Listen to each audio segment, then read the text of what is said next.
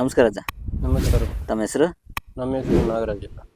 ಎಷ್ಟು ವರ್ಷದಿಂದ ಈ ಟೊಮೆಟೊ ಕೃಷಿ ಮಾಡಕತ್ತೀರಿ? ಈಗ 2 ವರ್ಷದಿಂದ ಮಾಡತ್ತೀವಿ. 2 ವರ್ಷದಿಂದ. ಈಗ ಏನ ಡಿವೈಡ್ ಮಾಡಕತ್ತೀರಿ? ಏನು ರಜೆ ಇದು? ಚುಕ್ಕಿ ಒಂದ್ ಕಡೆಗೆ, ಚೆನ್ನಾಗಿರೋದು ಒಂದು ಚೆನ್ನಾಗಿ ಒಂದ್ ಕಡೆಗೆ, ಗೋಧಿ ಒಂದ್ ಕಡೆಗೆ, ಈ 3 ಕಡೆಗೆ ಮಾಡ್ಬೇಕು. ಈ ತರ ಮಾಡೋದ್ರಿಂದ ಏನು ಡಿಫ್ರೆನ್ಸ್ ಅದ? ಈ ತರ ಮಾಡಿದ್ರ ನಿನ್ ರೇಟ್ ಹೆಂಗ್ ಬರ್ತೈತೆ ರೇಟಿನ ಪ್ರಕಾರ. ಈಗ ಇದಾದ್ರೆ ನಿಮ್ಗೆ ಎಷ್ಟು ಹೋಗುತ್ತದೆ ಇದು ಒಂದು ಬುಟ್ಟಿ ಆದ್ರೆ?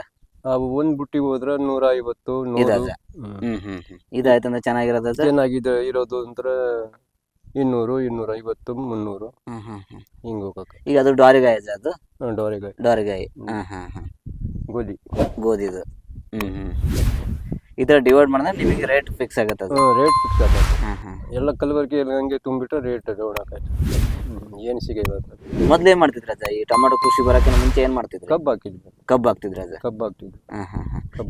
ಕಬ್ಬಿಂದ ಬೆಟ್ರ ಅಜ್ಜ ಇದು ಬೆಟ್ರ ಅಜ್ಜ ನಿಮಗೆ? ಕಬ್ಬಿನ ಬೆಟ್ರ್ ಅದು. ಕಬ್ಬಿನ ಚೆನ್ನಾಗಿ ಅದು. ಕಬ್ಬಿನ ಅಂದ್ರೆ ನೀರು ಇರೋಲ್ಲ. ಬೇಸ್ಕಾಲ ಇದು ನೀರು ನಿಂದ್ರೆ ಅದಕ್ಕೆ ಈ ತರ ಮಾಡ್ಕೊಂಡು ಹೋಗ್ತೀವಿ. ಈಗ ಬಂದಾಗಿಂದ ಚೆನ್ನಾಗೈತೆ ಅಜ್ಜ? ಈಗ ಚೆನ್ನಾಗೈತೆ. ಈಗ ರೇಟ್ ಡೌನ್ ಆಗೈತೆ. ಈಗ ನಿಮಗೆ ಒಂದ್ ಬುಟ್ಟಿ ಏನ್ ತಗೊಂಡ್ ಹೋಗ್ರದ ರೇಟ್ ನೋಡಿ ಇವತ್ತು ಇನ್ನು 300 ಅಂತ, 150 ಅಂತ ಹಿಂಗ್ ನಡೀತೈತಿ. ಅಷ್ಟು ಮಾರ್ಕೆಟ್ ಲಾಭ ಇರುತ್ತದ ಇದು ಟೊಮೊಟೊ? ಏನ್ ಮಾಡಕ್ ಬರೋಗಿಲ್ಲ ಸ್ವಲ್ಪ.